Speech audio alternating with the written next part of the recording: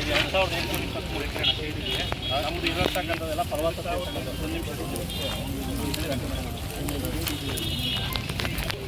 ನಿಮಿಷ ಹಿಂದೆ ಬರ್ರಿ, ಅಡ್ಡ ಬಿಡ್ಬೇಡ್ರಿ. ಕೂಡ ಫಲವತ್ತಾದಂಥ ಅಡ್ಡ ಅಡ್ಡ 826 ಜನ ರೈತರು ಕೊಡೋ ಜಿಲ್ಲೆ 1080 ಜನ ಹಿಂದೆ ಅವ್ರ ಜೊತೆ ಈಗ MLA ಅವರು ಕೂಡ ಈಗ ಪ್ರೆಸೆಂಟ್ ಈಗ ರೈತರ ಜೊತೆ ಭೂಮಿ ಉಳಿಬೇಕು. 1080 ಜನ ರೈತರು 826 ಜನ ರೈತರು ಕೊಡೋದಿಲ್ಲ ಅಂತ ಹೇಳಿ ದೊಡ್ಡ ಮಾಡಿ DC ಆಫೀಸ್ ಹತ್ರ ಸುಮಾರು 150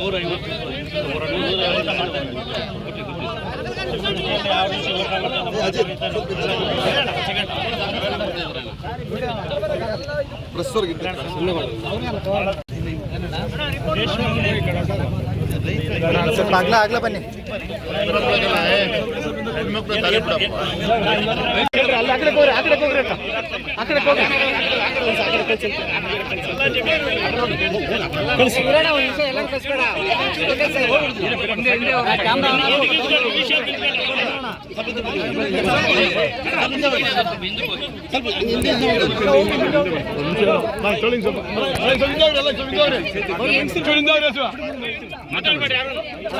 ಬಾ ಜಾಗ ಮಾಡಿದೆ ನಾನು.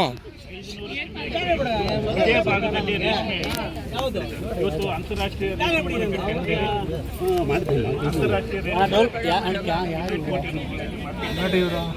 ಡೌನ್ ಮಾಡೋಣ ಅವರು ಮುಂದೆ. ಇದು ಫಲವತ್ತಾದ ಭೂಮಿ, ಎಲ್ಲ ಬೆಳೆ ಬೆಳೀತಕ್ಕಂಥ ಭೂಮಿ, ಎ ಗ್ರೇಡ್ ಭೂಮಿ. ಇದನ್ನ ಅಕ್ವಿಜೇಷನ್ ಸೇರಿಸ್ಕೊಂಡಿದ್ದಾರೆ.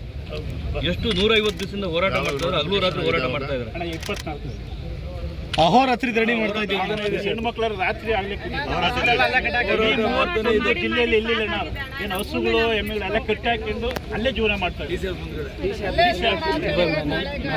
ಎಲ್ಲ ಪಾಪ ರಾತ್ರಿ ಮುಂದೆ ಮೊಬೈಲ್ ಸ್ವಲ್ಪ ಡೌನ್ ಮಾಡೋಣ.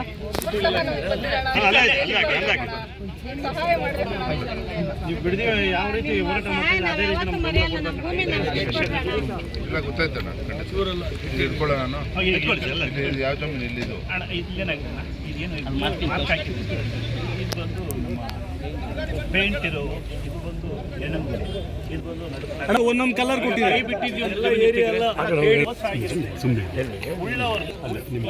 ಆಸೆ ಇರ್ತದೆ ಹೇಳಿ ಬಫರ್ ಜೋನ್ ಬಿಟ್ಟಿದ್ದಾರೆ. ಮೊಬೈಲ್ ಸ್ವಲ್ಪ ಡೌನ್ ಕಲರ್ ಕೊಟ್ಟಿದ್ದಾರೆ ಸ್ಪೆಸಿಫಿಕ್ ಆಗಿ 13 ಹಳ್ಳಿಗೆ. ಇದು 2008 ಸ್ವಲ್ಪ ಡೌನ್ ಒತ್ತಾಯಪೂರ್ವಕವಾಗಿ ಅಣ್ಣ, ಇದು ಕೈಗಾರಿಕೆ ಭೂಮಿಗೆ ಏರ್ಪೋರ್ಟ್ ಹತ್ರ ತಗೊಂಡಿರೋ ಜಮೀನು ಪಕ್ಕದಲ್ಲೇ ಕೈಗಾರಿಕೆ ಬಂದಿಲ್ಲ. 1000 ಎಕರೆ ಜಮೀನು ಇದೆ. ಕೈವರದ ಹತ್ರ ಮಾಡಿದ್ದಾರೆ 106 ಎಕರೆ ಜಮೀನು ಇದೆ. ಇಲ್ಲೊಂದು ಕೈಗಾರಿಕೆ ಬೇಕು ಅಂತ ಹೇಳ್ತಾರೆ. ನಾವು ಮಾತಾಡಿದ್ರೆ ಇಲ್ಲಿ ನಮ್ಮನ್ನೆಲ್ಲ ಏನು ಇಲ್ಲಿ ಕಾರ್ಮಿಕರಿಗೆ ಮತ್ತು ಆಮೇಲಿಂದ ಕೈಗಾರಿಕೆ ಬರೋದಕ್ಕೆ ನಾವು ವಿರೋಧ ಮಾಡ್ತೀವಿ ಅಂತ ನಮ್ಮೇಲೆ 13 ತಾರೀಕಿಂದ ಅಧಿವೇಶನ ಪ್ರಾರಂಭ ಆಗುತ್ತೆ. ಖಂಡಿತ ನಾವು ಗಟ್ಟಿಗೆ ನಾವು ಅಶೋಕ್ ಅವರು ಹೆಣ್ಮಕ್ಳು ದಾರಿ ಬಿಡಿ ಕಡೆ ಕೊಡ್ರ ಯಾರು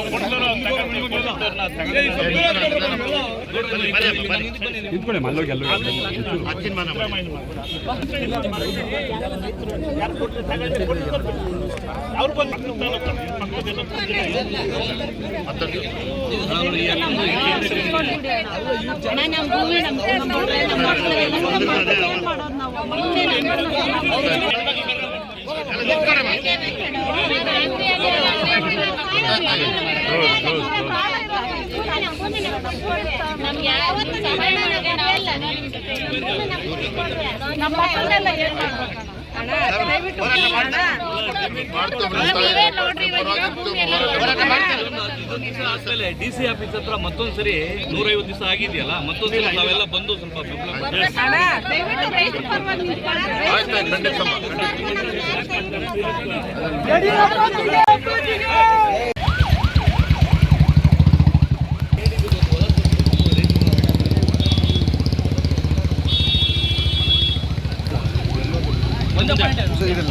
ದೂರ